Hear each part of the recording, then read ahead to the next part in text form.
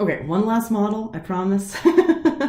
And this model is kind of a newer model. It's called the I change model or the integrated change model. And what this model does is it's just basically argues there's so many other models. How do I navigate through them? Can I put them kind of together into a larger framework? So this I change model takes into account all those other models we talked about: the theory of reasoned action, planned behavior, social cognitive theory, the trans-theoretical model of change, the health belief model, and goal setting theories as well. Okay, so this argues that our behavior is the result of both of our tensions and abilities.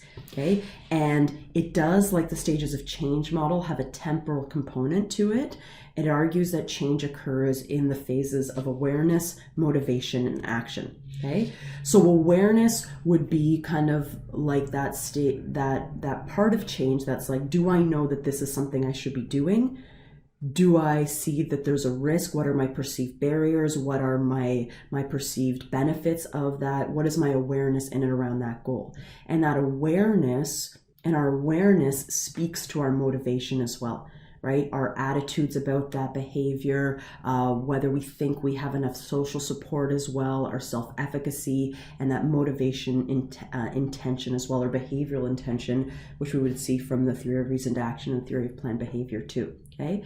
And that motivation is what predicts the action too. The planning of the action, that would be like the preparation stage of the stages of change model, and actually enacting that plan. And do we have the skills and have we lowered the barriers? Okay, so awareness, motivation. So building the awareness, building the motivation, and preparing that action to take place in the way that's going to make the most sense for that person.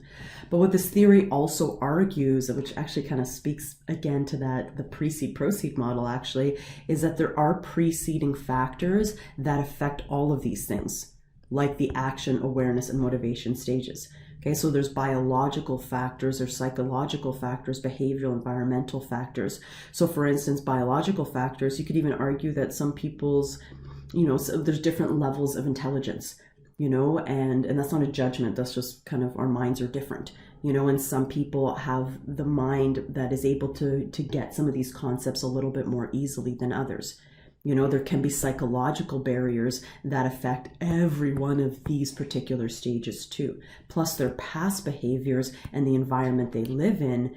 Some people aren't influenced at all by their environment, but most of us are deeply conditioned and affected by our environment. And how does that play in to our awareness, motivation, and action? Okay. And what I like about this I change model too is it also talks about how we as health promoters can, influence these particular things as well. These are kind of things we can do. These are things that affect that individual that we perhaps have less control over.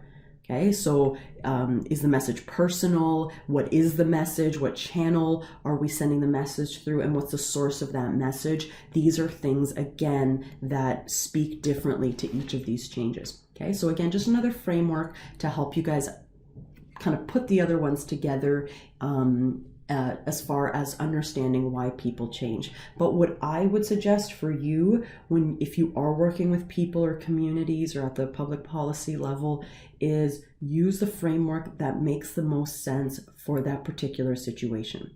And if you're not sure, then it's time to do some research and understand your population a little bit better, right? And then pick and choose, and you can combine elements of different theories that are going to help you, provide the care and the help and the enablement, I think that's a word, for your population that's going to help them engage in this behavior.